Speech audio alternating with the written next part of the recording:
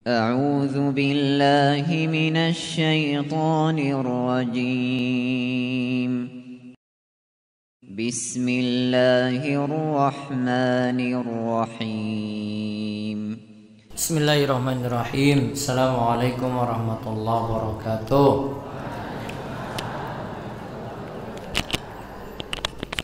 Innal hamdalillah nahmaduhu wa nasta'inuhu wa nastaghfiruh wa na'udzu billahi min syururi anfusina wa sayyiati a'malina. May yahdihillahu fala mudhillalah wa may yudlil fala hadiyalah. Wa asyhadu an la ilaha illallah wahdahu la syarikalah wa asyhadu anna Muhammadan abduhu wa rasuluh. Allahumma salli ala nabiyyina Muhammadin wa ala alihi wa man tabi'ahum bi ihsan ila yaumiddin. Allahumma anfa'na bima 'allamtana wa 'allimna ma yanfa'una wa zidna ilma. Puji syukur kita panjatkan pada Allah Rabbul Alamin. Salawat lan salam mugi-mugi tercurah pada junjungan kita sekalian, Nabi Agung, Nabi yang mulia, Nabi kita Muhammad sallallahu alaihi wasallam. Baik, pada malam ini kita kembali pengawasan malam Kemis. Alhamdulillah cuaca cerah. Kalau hujan Pak Parjo biasanya nggak hadir. Pak Parjo wonten mboten niki? Oh iya. Alasan wae.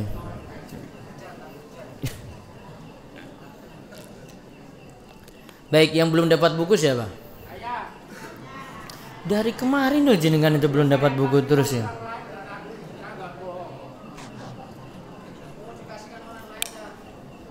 Yang ini? Baik, buka buku zikir pagi petang 50 doa. Ya, dibuka.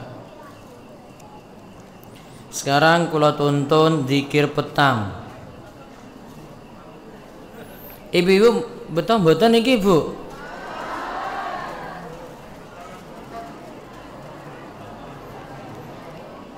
Baik, kula tuntun ji. Di halaman 52 zikir petang niki, nomor 9. Nomor 9. Zikir ringkas. Bismillahilladzi la yadurru ma'asmihi syai'un fil ardi wala fis sama' wa huwas sami'ul alim. Bismillahilladzi la yadurru ma'asmihi syai'un fil ardi wala fis sama' wa huwas sami'ul alim. Nomor 10. Raditu billahi rabba wa bil islami dina wa bi Muhammadin sallallahu alaihi wasallama nabiyya. Raditu billahi rabba wa bil islami dina wa bi Muhammadin sallallahu alaihi wasallama nabiyya. Raditu billahi rabba wa bil islami dina wa bi Muhammadin sallallahu alaihi wasallama nabiyya. Nomor 11. Ya hayyu ya qayyum bi rahmatika astaghis wa aslih li sya'ni kullahu wa la takilni ila nafsi tarfata ainin abadan. 50 doa.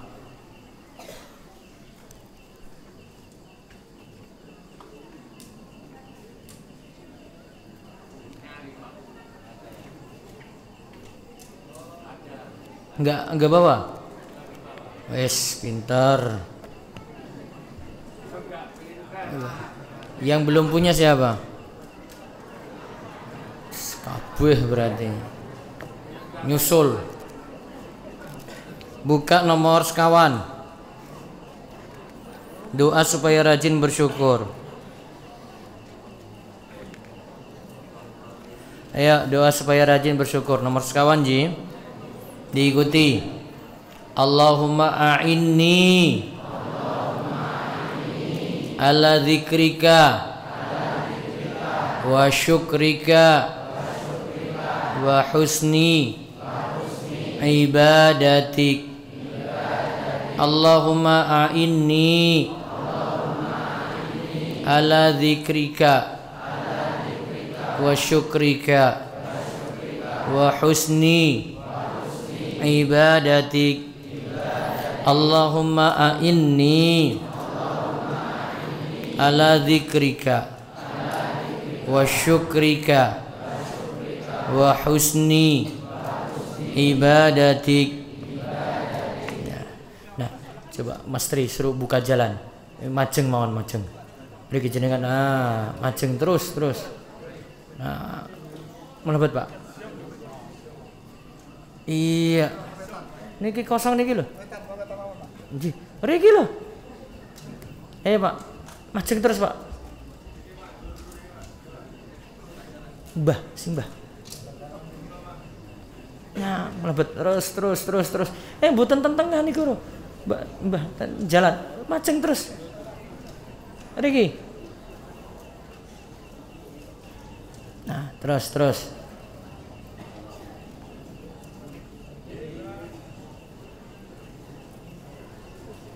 Nah, jenengan mlebet lagi. Iya, Mas majeng mriki terus. Nah, depan mawon. Nah. Terus. Ya.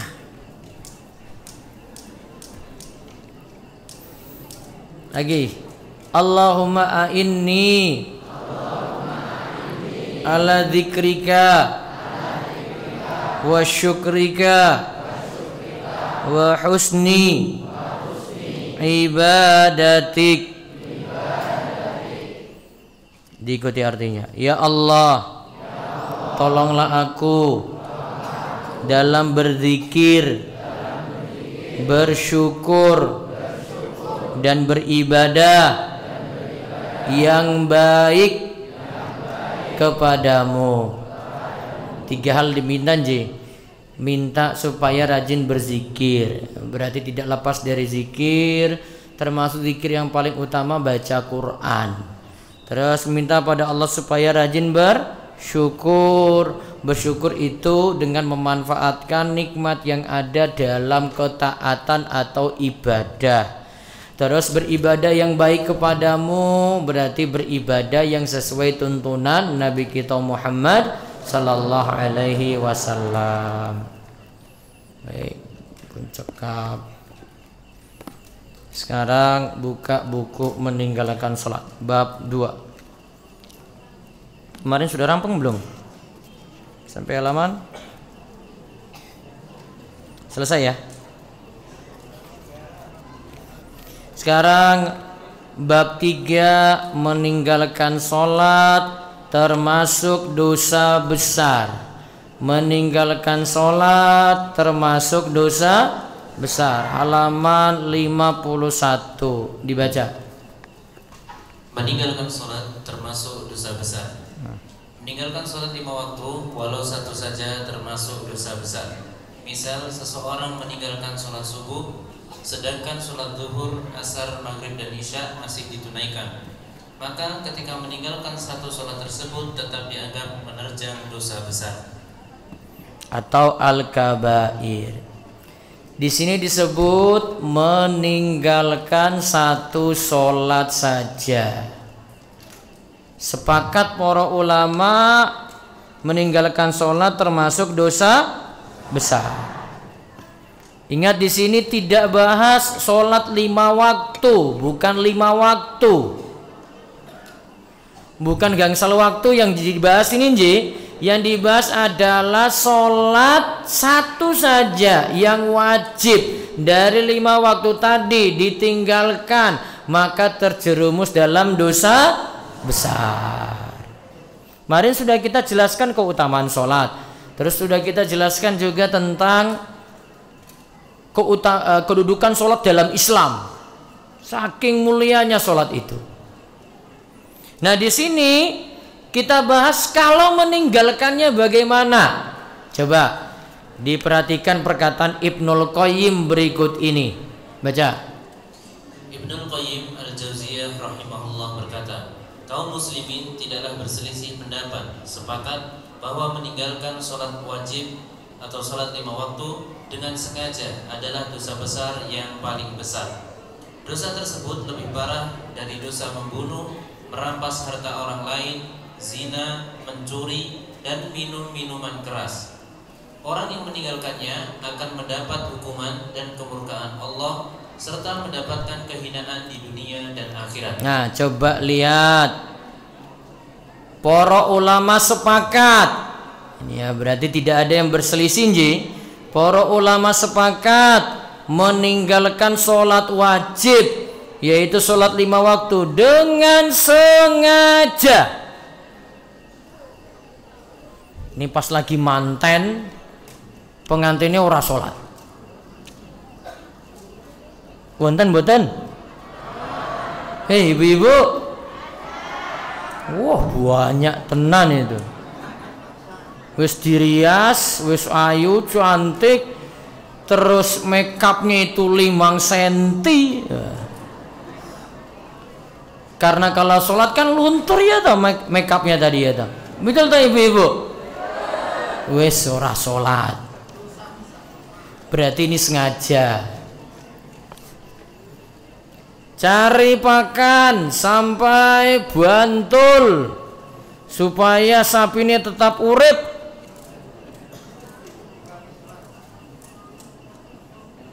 Numpak truk berangkat jam 09.00, mulai jam 6 sore, sholat zuhurnya mboten, sholat ngasarnya mboten, dosa besar.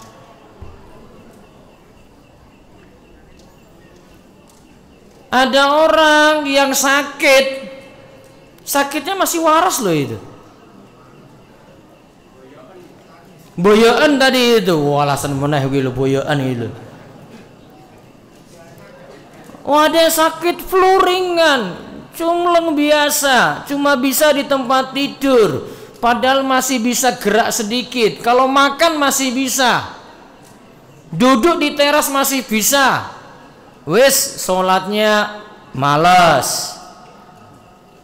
Bahkan ada yang sehat, waras, bisa negal, bisa berangkat cari pakan, ngangkat kayu besi kuat pas lagi buruh, nggak sholat sama sekali.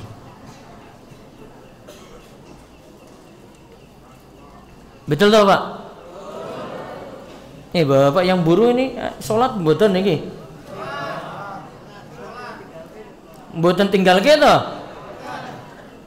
Jenengan sholat. Ya Pak Imam ya, masa Pak Imam ora sholat ya. Masa sing mimpin sholat ahlul kabair, pelaku dosa besar wis. Kaya apa meneh ya. Pak Sudar ora sholat. Wah, malu tenan itu loh. Wis paling ribut pas kajian ora sholat meneh. Kan gimana itu perasaannya? Ngeyel itu namanya.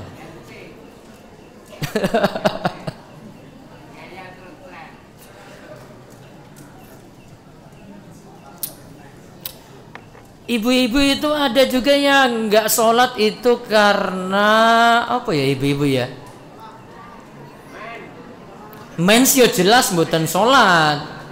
Namun ada yang sengaja, misalnya jam 9 pagi sampun suci, darah sudah berhenti 9 pagi tadi, malas mandi besar, zuhurnya dia nggak sholat, asarnya dia nggak sholat, maghrib baru ingat saya belum mandi, padahal darahnya sudah berhenti dari jam 9. Berarti berapa sholat yang ditinggalkan tadi? Zuhur, asar, tinggalkan sholat itu namanya. Bahkan ada yang cuma jalan-jalan ke Jogja, rekreasi, boten sholat. Padahal cuma rekreasi saja loh itu. Ingat ya, sepakat para ulama itu termasuk dosa besar. Coba lihat bandingannya nih, Imam Ibnul Qayyim bandingkan orang yang meninggalkan sholat dengan pelaku dosa besar lainnya. Kita sebutkan dosa besar dulu yang lainnya ya. Ada situ membunuh, ada situ merampas harta orang lain.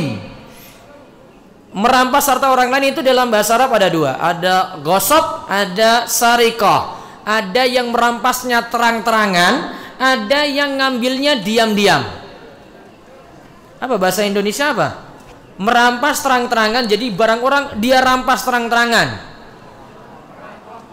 Rampok, begal bisa ya. Nah, ada yang ngambilnya diam-diam. Nah, Pak Sudar punya tas itu, terus ada orang dari belakang pas Pak Sudar lagi jalan, ambil dompetnya Pak Sudar. Coba periksa sih, ono dompetmu ora Pak? Tiba-tiba hilang. Nah itu, kalau tiba-tiba hilang padahal dia pakai tasnya dia pegang terus. Nah itu namanya sarikoh. Bedakan antara merampas tadi, rampok ya. Rampok ya. Rampok berarti kan terang-terangan. Mana? Sini. Nah itu. Dua-duanya dosa besar karena ngambil harta milik orang lain. Lihat lagi dosa berikutnya, zina. Zina ada dua kemungkinan. Bisa jadi yang selingkuh itu belum nikah, yang zina itu belum nikah, yang kedua sudah nikah. Kalau belum nikah kita sebut apa? Zina toh? Kalau belum nikah, kalau sudah nikah, selingkuh. Biasa dengan siapa? Ya jelas ya orang lain ya. Tetangga, ada tetangga nggak? Ada dengan teman kerja, ada nggak kenal tuh, nggak tahu ada di mana, pokoknya wes selingkuh, wes seneng zina. Terus mencuri tadi sama dengan merampas tadi ya, harta orang lain. Terus minum minuman keras, miras nje. Apa bahasa Panggang ini apa bahasa Panggang? Mirasnya apa? Apa jenis mirasnya apa Pak? KTI. Apa itu? Anggur orang tua. Oh, hafal dia ya. Anggur orang tua.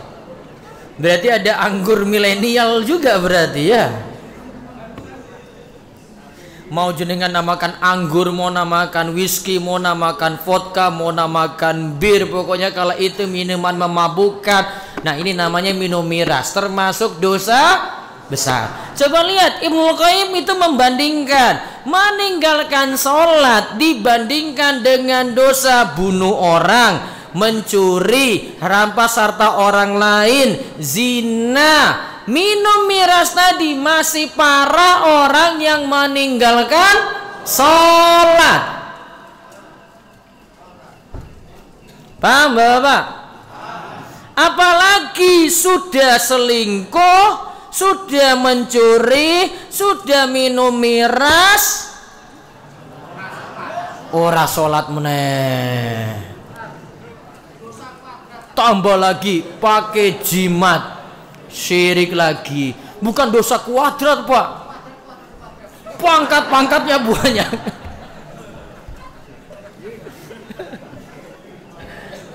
Orang kuadrat yo mati ke ora lulus iki berarti. Pangkat 3, pangkat 4 atau pangkat 5 ngono lho. Ya wis pangkat 10. Dosa besar pangkat 10 berarti. Sudah bertingkat-tingkat, apalagi tambah dia lakukan dosa-dosa tadi pakai ilmu-ilmu hitam lagi. Apa nih seorang apa? Ilmu hitam ngerti orang ilmu hitam?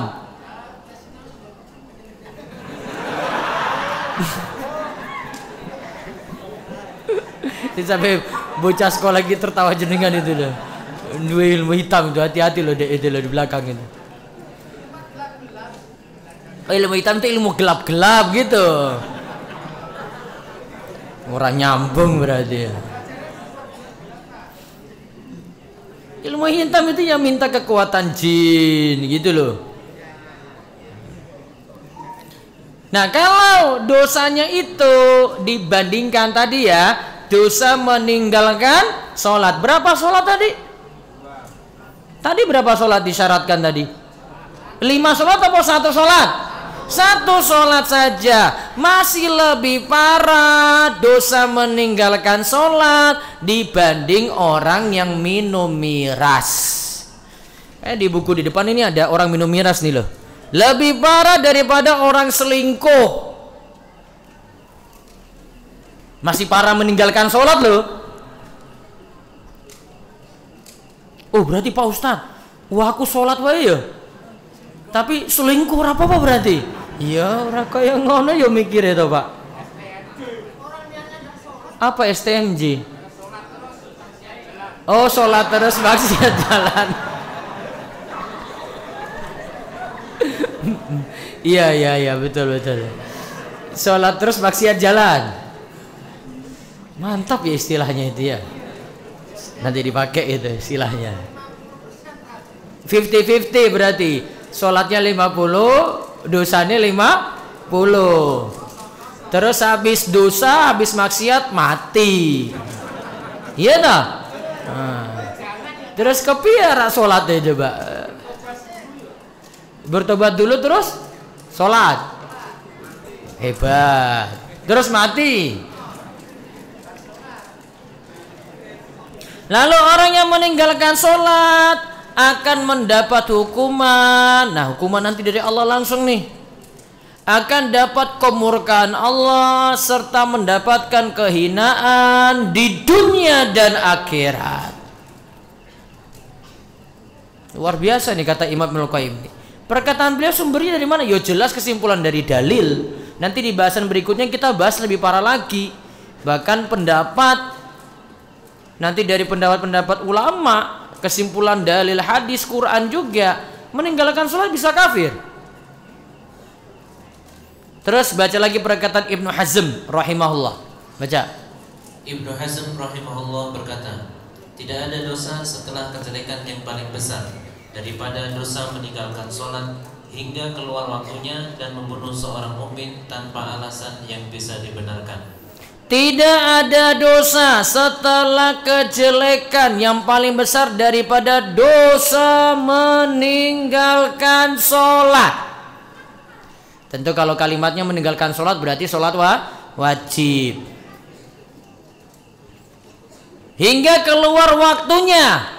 Subuh itu waktunya sampai matahari terbit.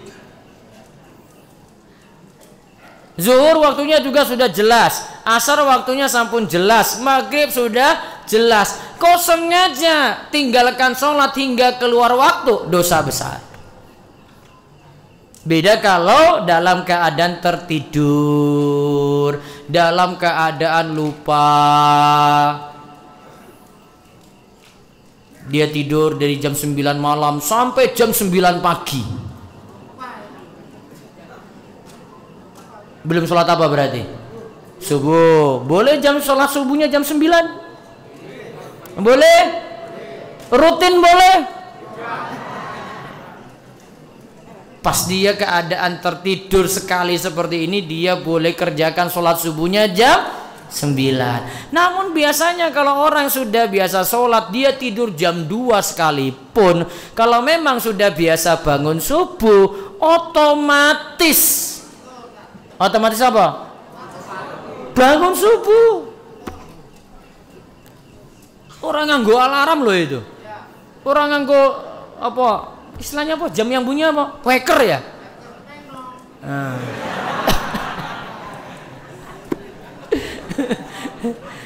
Jamu kok kuno banget apa? Pak?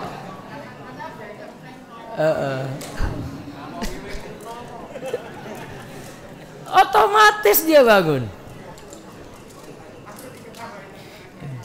Ini ada jamaah baru dengar jenengan itu agak ribut itu loh. Memang kayak begini bapaknya itu, namanya Pak Sudar. Jamaah tertib di sini rutin itu. Wah ini dai kampung ini dia itu. Oh dai nasional ya? Nasional. Insya Allah. Hah? Amin. Ya. Sudah biasa keliling mana-mana toh? Gawa kasur, gawa kompor ya toh?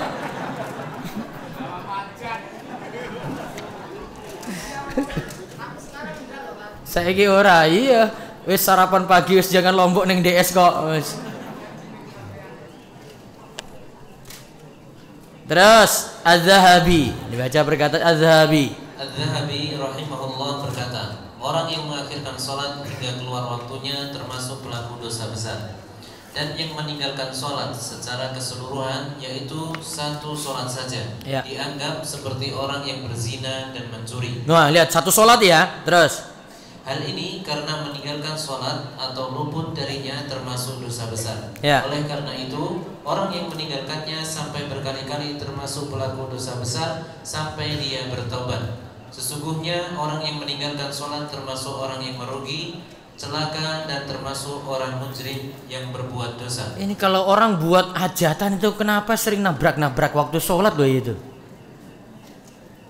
Bahkan pertama kali saya masuk Gunung Kidul itu, saya temui acara hajatan itu pas hari Jumat loh. Pas sholat Jumat. Bukan masalah itu Pak Sudar ya.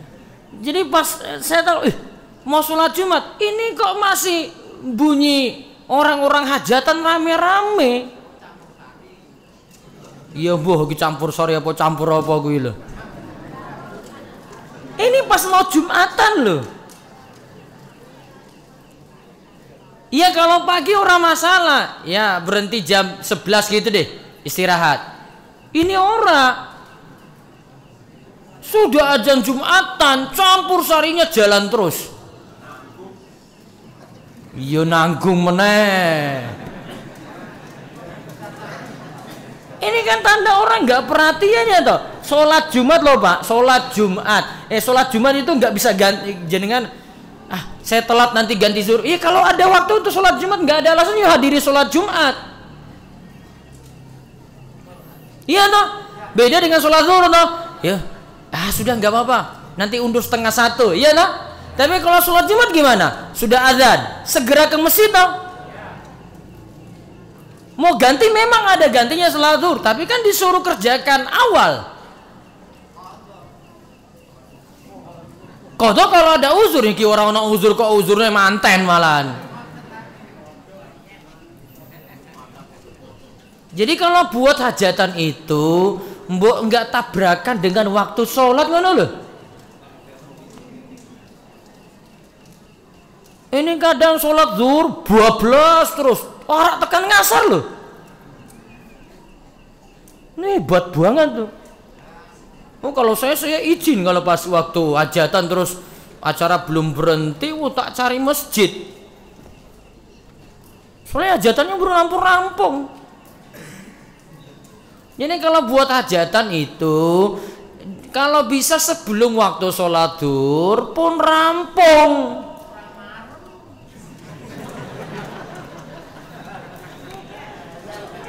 Paham ibu-ibu? Apa pahami?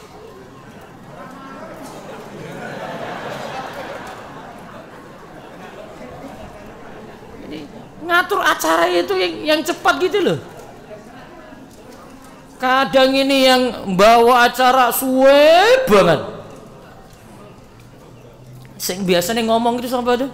Selain Pranoto acara siapa? Sebenarnya dia cuma mau ngomong, matur nuwun atas kehadiran para tamu sekalian dan kami minta maaf atas kekurangan. Wes rampung toh? Namun kalimat itu dia putar-putar mubang terus setengah jam, sak jam. Orang nganggo teks loh. Lomba pidato benar. Maka saya pernah waktu saya maju saya ngomong depan langsung ini. Ini aku orang nganggo teks loh iki lho, Pak. Maaf, aku iki nganggo teks loh.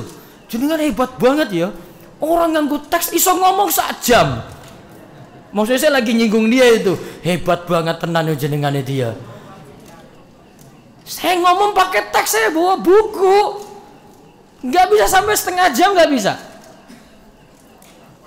Ini ngomong, wow cerita sana sini. Padahal gur intinya apa? Terima kasih, karena apa? Jaluk maaf toh. Coba berapa menit coba ngomong? 2 menit itu serampung. Tapi iso setengah jam berarti ngomongnya apa wae gue, Pak? Khotbah. Khotbah juga yo keterlaluan setengah jam itu yo, Pak. Khotbah Jumat. Khotbah Jumat itu paling 15 menit, 20 menit. Ya toh Pak Parjo? Betul. 15 menit toh? Nah, itu hebat tuh khotbahnya berarti. Amplopnya piro, Pak? Gratis. Ikhlas berarti nerimo padanya itu. Hah?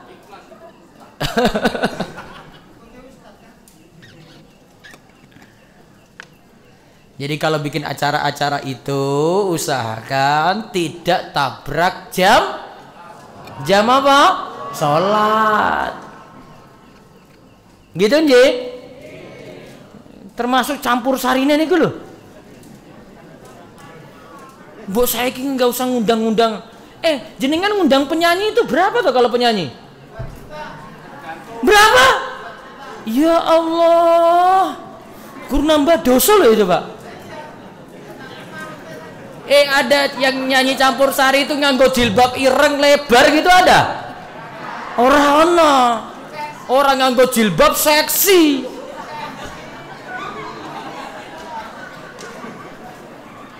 Orang Pak.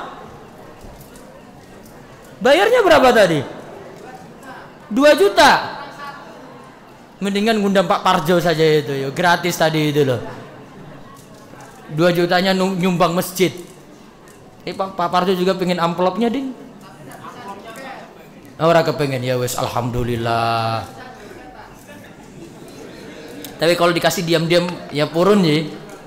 Iya nih wes. Jadi kalau acara-acara itu apalagi nggak manfaat, kalau bisa sudah berhenti sebelum jam sholat. Kalau misalnya acara pas malam kayak begini, yo bareng isya. Terus acaranya jangan juga terlalu malam. Ora subuhan, rampungnya jam 12 coba lihat.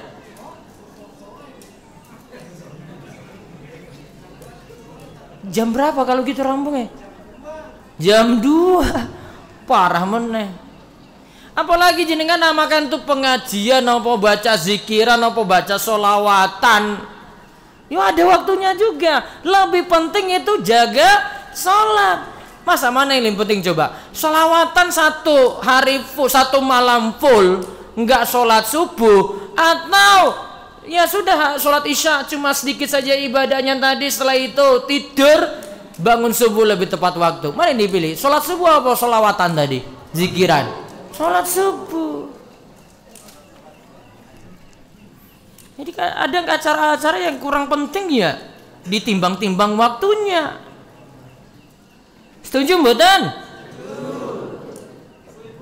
Seseorang ngundang aku meneh wis tak tolak loh besok kalau tak lihat jamnya ini loh. Lagi mangkat acara Pak Ustadz jam 11:30 ngisi. Ora gelem meneh loh sesuk itu. Tak tinggal nanti. Undangannya biasanya orang mungkin jam 1 ya Pak, jam 9. Kadang mulainya jam 10, diundur-undur jam 11. Saya ngisi jam 11:30. 5 menit lagi azan. Ini tak rampungkan 5 menit. Apa ini sih lama-lama? Secara azan kok. Ummul Kitab Alfa TK.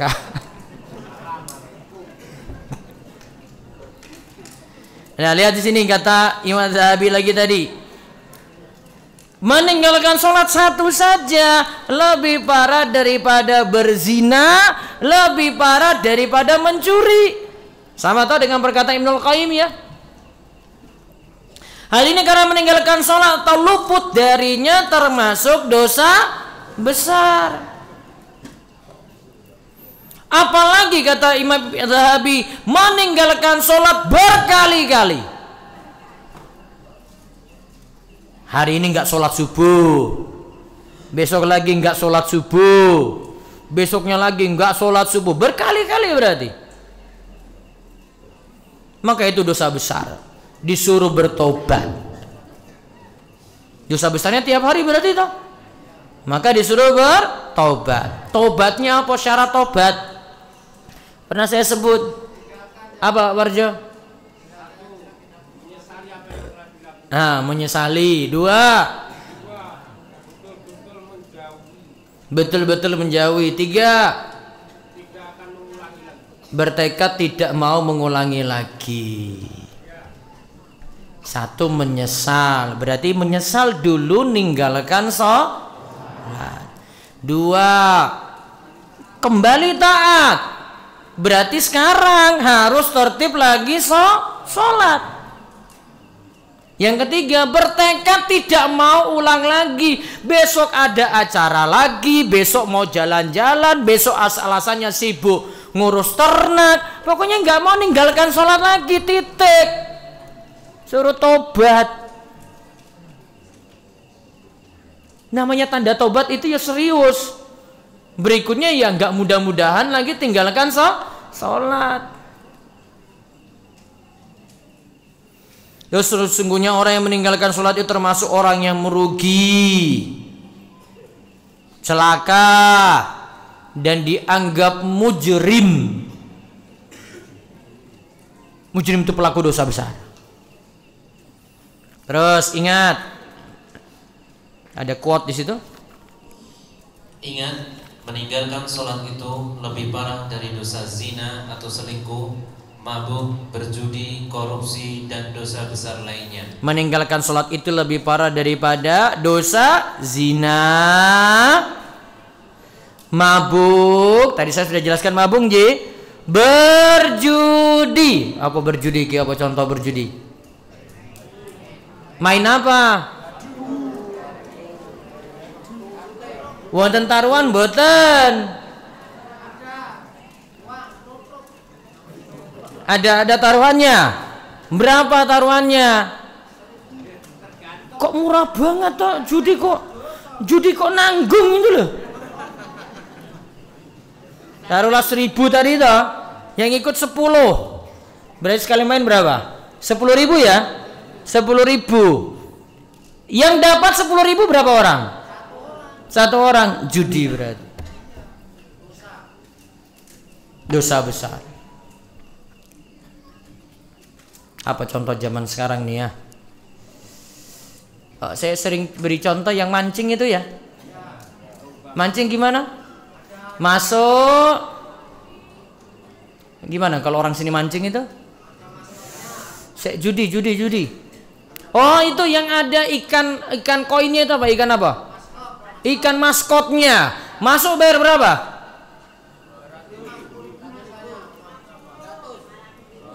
200.000 ya. Mancing cari ikan maskot tadi tuh, hadiahnya apa? Bisa mobil. Luar biasa berarti. Oh, yang mancing uang 1.000 untuk cari ikan maskot tadi. 1.000 ping berapa tadi? 200.000. Gila, 200 juta cah.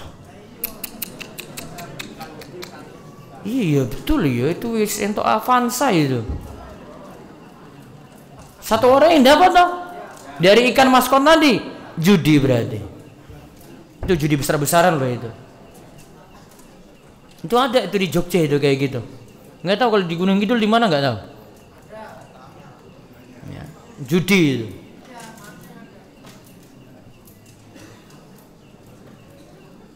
Adu ayam juga bisa judi nggak?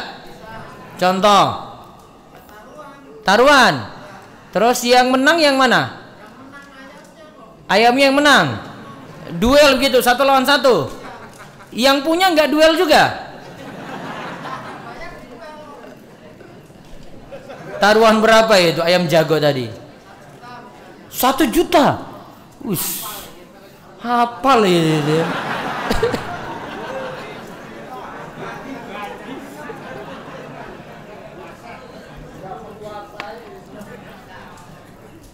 Tadi 1 juta atau yang kalah nanti dia serahkan uang ke yang menang toh? Orangnya nggak duel, ayamnya aja. Di akhirat nanti yang tadi yang punya ayam masing jago yang masing-masing itu ya, diduel nanti di hari kiamat tuh dua-duanya tadi. Di dunia sudah bangkrut gara-gara judi, di akhirat diadu lagi. Iya, nanti di akhirat sama juga. Terus dosa korupsi. Apa ya korupsi ini ya?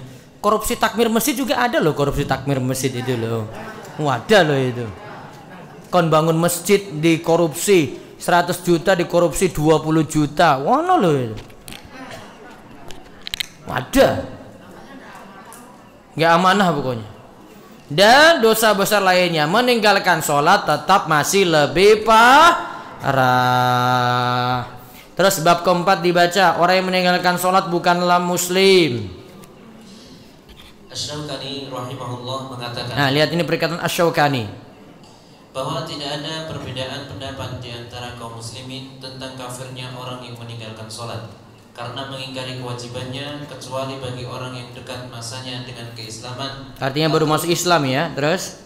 Atau tidak pernah berinteraksi dengan kaum muslimin. Oh, dia tinggal di pelosok, nggak pernah interaksi dengan kaum muslimin, nggak tahu hukum tentang masalah sholat wajib atau tidak, dia nggak tahu, tapi dia muslim. Terus sehingga tidak mengetahui akan wajibnya sholat. Namun apabila meninggalkan sholat karena malas dan tetap meyakini sholat 5 waktu itu wajib, sebagaimana kondisi sebagian besar kaum muslimin saat ini, maka dalam hal ini ada perbedaan pendapat. Mayoritas ulama terdahulu dan belakangan seperti Malik dan Syafi'i berpendapat bahwa orang seperti itu tidak kafir, akan tetapi fasik. Nah, tidak kafir, kalau menurut jumhur tidak kafir, tapi fasik. Terus jika ia tidak bertaubat, maka ia dikenai hukuman had, sebagaimana pezina yang telah menikah, yaitu dibunuh dengan pedang. Nah, karena hukuman had dibunuh dengan pedang kalau diterapkan hukum Islam. Terus sedangkan sekelompok ulama salaf berpendapat bahwa orang yang meninggalkan sholat itu kafir. Berpendapat demikian diriwayatkan dari Ali bin Abi Thalib, salah satu pendapat Imam Ahmad bin Hanbal, pendapat Abdullah bin Mubarak, Ishaq bin Rahawai, dan salah satu pendapat dari ulama Syafi'iyah. Ya, ini juga pendapat salah satu ulama Syafi'iyah, juga berpendapat satu pendapat dalam mazhab Syafi'iyah menganggap meninggalkan sholat kafir. Terus ulama Hanafiyah dan sekelompok ulama Kufah, juga Al-Muzani dari kalangan Syafi'i berpendapat bahwa orang yang meninggalkan sholat karena malas-malasan tidaklah kafir dan tidak dibunuh, namun dikenakan hukuman ta'dzir dan ditahan di penjara hingga mau mengerjakan sholat. Nah, kalau terapkan hukum Islam di penjara berarti gara-gara meninggalkan sholat. Terus pendapat yang dikuatkan oleh Imam Syaukani bahwa orang yang meninggalkan sholat itu kafir dan dibunuh, karena dalam dalil disebutkan bahwa orang yang meninggalkan sholat itu kafir. Nanti kita akan lihat pembahasannya, dalil-dalilnya ya, saking Quran, saking hadis, saking perkataan sahabat, perkataan ulama tabi'in dan seterusnya. Mereka rata-rata menjelaskan bahwa orang yang meninggalkan sholat itu dihukumi kafir. Terus penjelasan di atas sudah menjelaskan bahwa meninggalkan sholat, bahwa bahaya meninggalkan sholat. Orang yang meninggalkan sholat bukanlah muslim. Penjabarannya akan semakin jelas dengan penyebutan dalil-dalil dari Al-Quran dan As-Sunnah, juga perkataan sahabat dan tabi'in. Namun kalau ini dipraktekkan di Gunung Kidul angel banget loh ini. Meninggalkan sholat kafir. Wah, itu paling sedikit orang saja yang disolatkan sholat jenazah itu.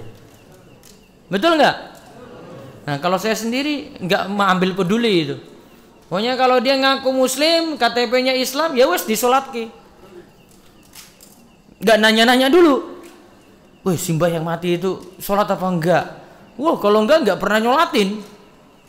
Ya rata-rata orang sholat. Betul. Iya tak Pak? Jamaah jenengan juga sama kok. Makanya kalau mau diterapkan, ya lihat keadaan di situ. Nah, nanti kita akan lihat pembahasannya di pertemuan berikut. Oh, tapi minggu depan itu malamnya kajian Ji. Pagi itu ada acara penting minggu depan itu. Rabu pagi itu ada penghapusan tato. Siapa yang duit tato gitu? Pak Saudara ada tak? Enggak ada. Tapi ada takmir masjid itu yang pernah saya dengar cerita ditato loh dia itu. Mawar lagi tatonya. Nanti bisa diumumkan ke yang punya tato ingin dihapus secara bertahap, ora langsung pakai laser. Nanti Rebu pagi pekan depan jam 9 di sini. Mungkin di gedung TPA. Silakan nanti daftar, ada infonya di grup WA. Terus hari Sabtu besok malam Minggu, besok malam Ahad Leginje. Nah, itu kajian akbar. Kajian akbar jamnya sama dengan ini malam. Pindah malam. Nanti ngajak yang lainnya semuanya. Ya, infonya sudah disebar di grup-grup juga. Baik, buka matan takrib. Najis ya, pembahasan najis ya. Ya.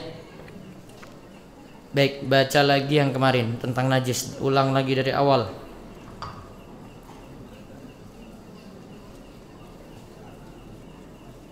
Ayo ibu-ibu, tenang ibu-ibu.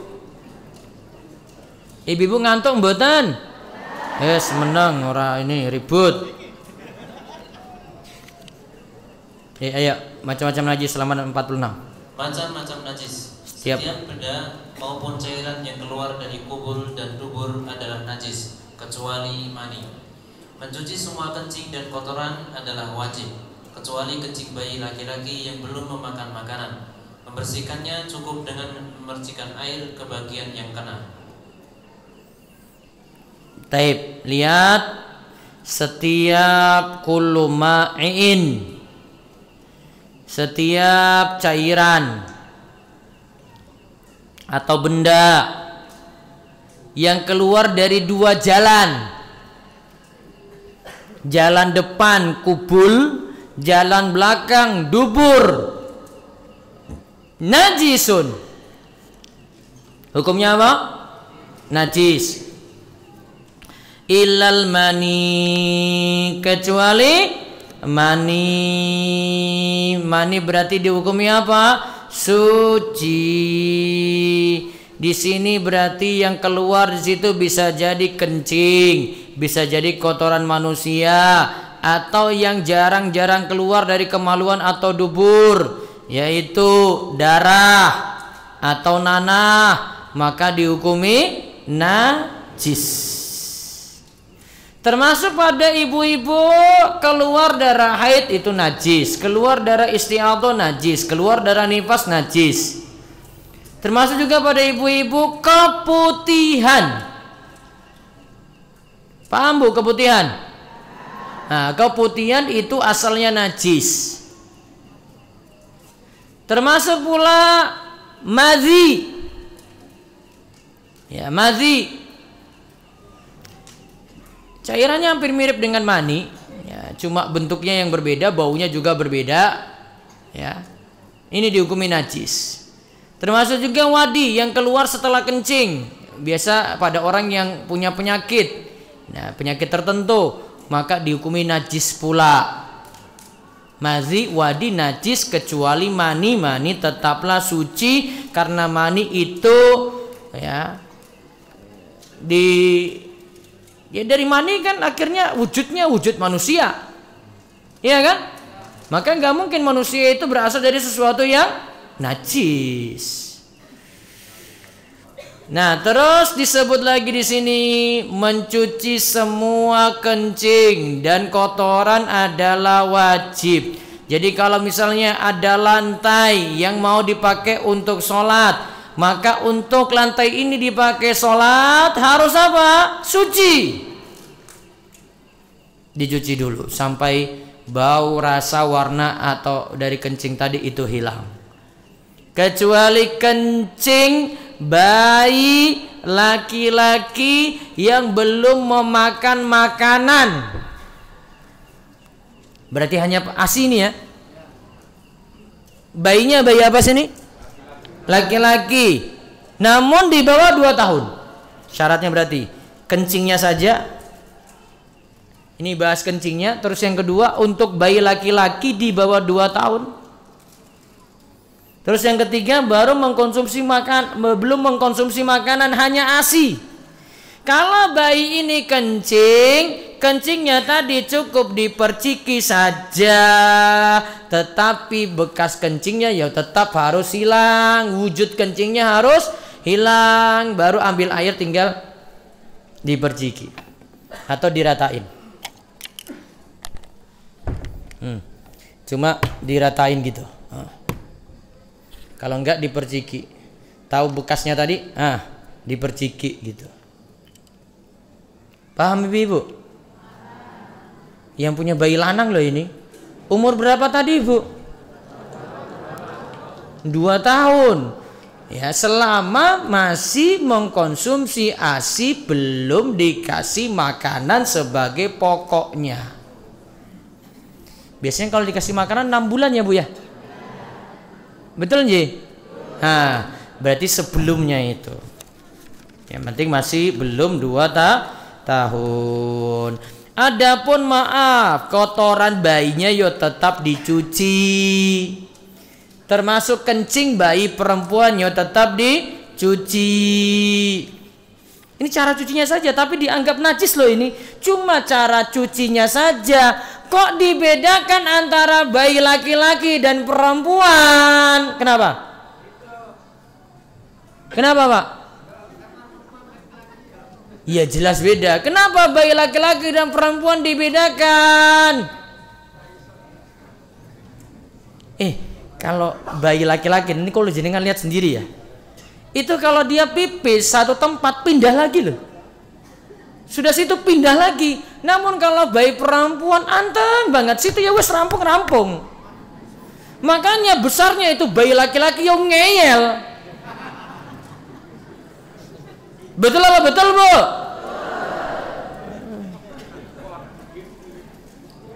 Ini ibu yang paham kok. Itu bedanya, diperlakukan berbeda. Walaupun ada hikmah-hikmah yang lainnya. Itu diantara perbedaannya. Ada penyikapan yang berbeda untuk kencing bayi laki-laki dan kencing bayi perempuan. Tadi di bawah berapa tahun? 2 tahun. Kalau perempuan gak dibahas umurnya. Perempuan pokoknya mau dia di bawah 2 tahun, 2 tahun pokoknya dicuci. Kalau dia kencing di situ tidak cukup diperciki saja. Beda. Sekarang najis yang dimaafkan, wala yufa an syai'in minan najasati ilal yasira minad dam wal qayh wa ma la nafsa lahu sa'ilatun idza waqa'a fil ina'i wa mata fi fa innahu la yunajjisuhu. Tidak ada maaf untuk benda najis apapun kecuali setetes darah dan nanah serta bangkai binatang kecil yang tidak memiliki darah mengalir. Baik. Terus apabila binatang tersebut jatuh ke dalam bejana, maka ia tidak membuatnya najis. Ya, kita bahas di sini najis ada yang dimaafkan dan ada najis yang tidak dimaafkan. Ada 2 najis nggih? Ada najis yang dimaafkan, ada najis yang tidak dimaafkan. Contoh najis yang dimaafkan di sini, yang tidak dimaafkan dulu ya. Najis yang tidak dimaafkan, semua najis. Asalnya semua najis, tidak dimaafkan. Ada orang kencing, najisnya namanya najis tidak dimaafkan, harus segera dicuci. Ada kotoran manusia, segera dihilangkan, harus segera dicuci. Ada kotoran kena celana, harus segera dicuci. Ada darah kena baju, harus segera dicuci. Kecuali, nah ini berarti kalau kecuali ini najis yang dimaafkan. Apa? Satu, darah yang sedikit. Al-yasira minad dam, darah yang sedikit. Sedikitnya tergantung urf. Kita nggak lihat itu sedikit maka dianggap sedikit. Contoh, jenengan nanti besok pas kurban itu jadi jagal. Mana jagal sini? Pak Saudara bisa jagal nggak? Bisa. Sapi apa kambing? Sapi nggak bisa? Oh, bisa. Pak Parjo? Bisa. Masih kuat? Oh, sapi nggak kuat. Padahal duwe bojo ya ora kuat ki kepiye to, Pak. Terus masalah apa?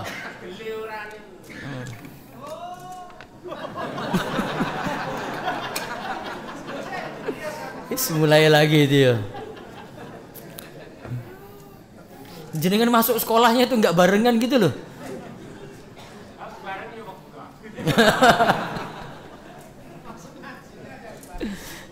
Darah yang sedikit tadi misalnya jagal ya. Misalnya Pak Parjo nyembelih. Terus darahnya sisa di sini, cuma sak cuil lagi, cuma sak tetes. Terus pakai sholat. Nah, dimaafkan yang sedikit tadi. Kecuali sak baju ini penuh darah. Nah, itu tidak dimaafkan, berarti harus dicuci.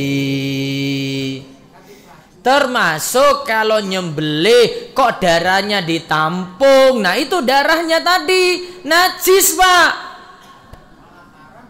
Haram. Biasa jadikan sesuatu tuh kalau di sini tuh.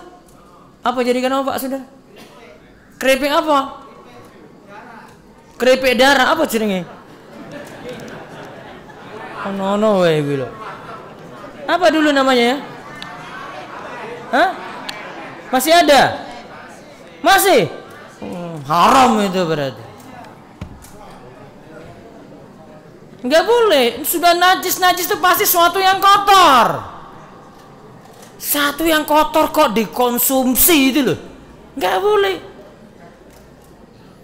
Nana yang sedikit juga dimaafkan. Termasuk sini yang dimaafkan wa mala nafsullahu sa'ilatun. Termasuk juga yang dimaafkan adalah hewan yang darahnya tidak mengalir, dia itu mati terus masuk dalam wadah, mati di situ, maka hewan ini tidak menajiskan air yang di dalamnya. Misalnya lalat jatuh di sini, ini teh ya, walaupun dia mati di sini jadi bangkai, minuman teh ini nggak najis. Boleh diminum? Terserah. Lalatnya dibuang dulu. Boleh diminum? Tadi suci enggak? Suci. Boleh diminum? Boleh diminum? Boleh. Itu pilihan lain. Tapi kan yang kita yakini pokoknya minuman ini tetap suci.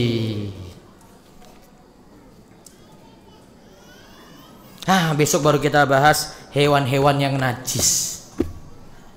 Yes, cukup. Ada pertanyaan silakan. Satu. Ibu wonten, Bu? Ini malam minggu hadir nggih? Ngajak yang lain. Pak Parjo, mic. Ibu wonten mboten pertanyaan? Minggu depan tak kasih kuis lagi.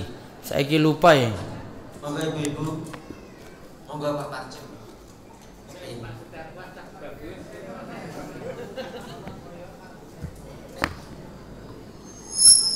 Ya. Silakan. Assalamualaikum warahmatullahi wabarakatuh. Waalaikumsalam warahmatullahi wabarakatuh. Tadi begitu besar dosa meninggalkan sholat. Besar banget. Sekarang pertanyaannya, banyak sekali saudara-saudara kita di kala Idul Pas kurban. Itu menyembelih hewan kurban. Ya, sekarang yang saya tanyakan jagalnya itu seandainya tidak sholat itu bagaimana? Enggak, kesengaja saya pilih. Orang tak pilih.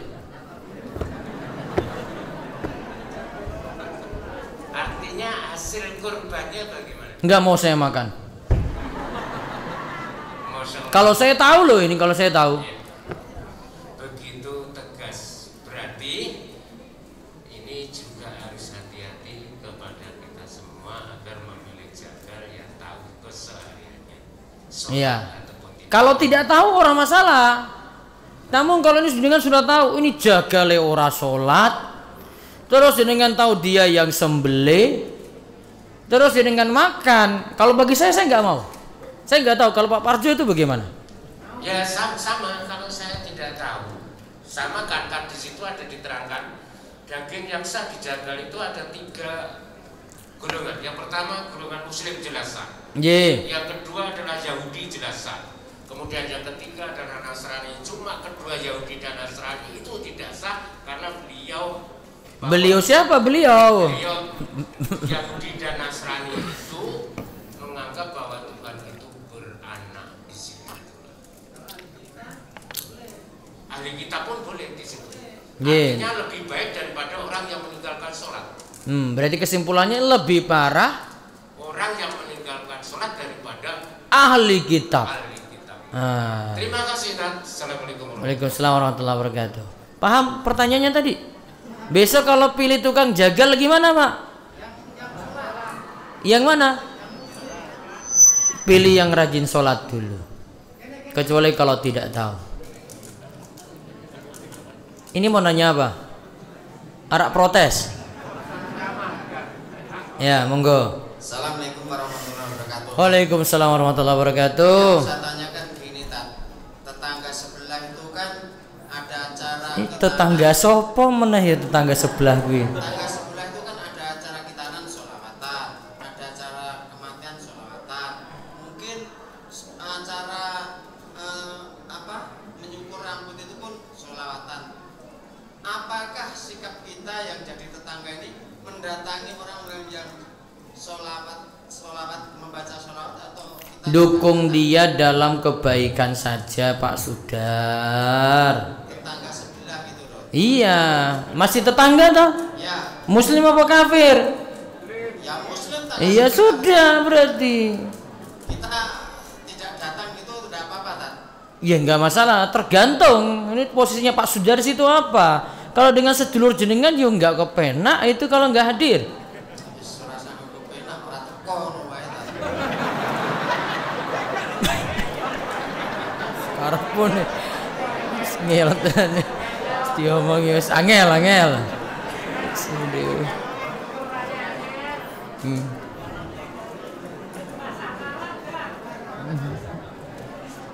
Terus ada lagi? Ada lewat HP? Iya, ada satu pertanyaan. Iya. Assalamualaikum warahmatullahi wabarakatuh, Ustaz. Waalaikumsalam warahmatullahi wabarakatuh. Bagaimana cara menghilangkan najis kencing anak yang di kasur? Bila dijemur kering sudah najisnya atau belum?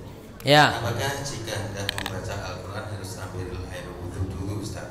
Kalau baca Al-Quran baiknya bersuci. La yamusul Quran illa tahir. Tidak boleh menyentuh mushaf Al-Quran kecuali orang yang suci. Kalau Al-Qurannya murni Arab, maka baiknya dalam keadaan berwudu. Sekarang ini tadi pertanyaan pertama, bayinya ngompol. Iya tak? Di mana tadi? Kasur. Cara pertama, kasurnya bisa dicuci nggak? Disikat. Bisa nggak? Disikat dulu, setelah itu dijemur sampai yakin itu bau, rasa atau warna hilang. Bau, rasa dan warnanya hilang. Sudah? Setelah itu terasa masih ada bekas, maka ambil air kayak tadi. Ini namanya nyucikan najis hukumiyah. Masih ragu kalau situ masih belum kering benar atau masih ada bekas, ambil air ratakan di atas bekas kencing, Ratakan saja. Ratakan. Dibiarkan sampai kering lagi. Silahkan setelah itu boleh dipakai. Jadi proses penghilangan najisnya atau menyucikan itu ada dua. Pertama, najis ainiyah, berarti bentuk najisnya dihilangkan. Tadi dicuci, dijemur. Setelah itu masih ada ragu, situ ada bekas, maka praktekkan najis hukmiyah. Airnya tadi diapain? Diratakan. Di bekas najis dibiarkan. Nah, itu penjelasannya seperti itu. Ada lagi? Sebentar. Ada di radio itu? Pun? Nyuwun ngapunten, nggih. wonten ingkang tanglet anggenipun hapus boten mawi setrika to, Pak? Sik tato. Mboten, laser. Laser itu cuma nembak gini loh. Orang yang setrika. Nunggu tato anyar meneh, tato setrika malahan situ. Mboten. Tadi siapa nanya? Satu lagi, Ustaz. J. Izin bertanya, Ustaz, jika wanita haid boleh berzikir, bagaimana kalau wanita haid tadarus Al-Qur'an? Masih boleh menurut pendapat yang lebih kuat, walaupun ini menyelisih pendapat jumhur, asalkan Al-Qur'annya tidak disentuh langsung. Baca boleh namun tidak menyentuh. Gitu. Pun. Sampun. Kasih mic.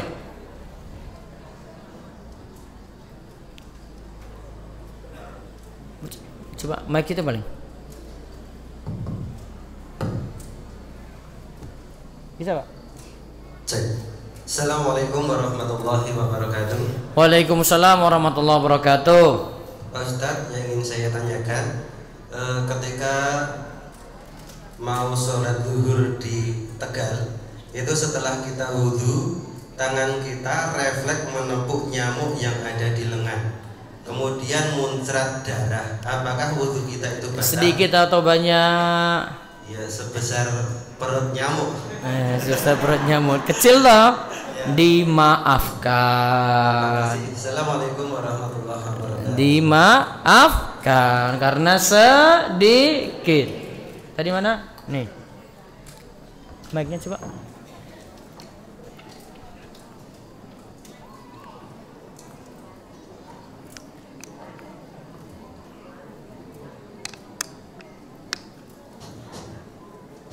Assalamualaikum warahmatullahi wabarakatuh, Ustaz. Waalaikumsalam warahmatullahi wabarakatuh. Saya mau bertanya tentang judi. Judi, ya. Judi itu kalau Ustaz tadi judi mancing yang ada. Jadi judinya itu biaya tertentu, ya toh?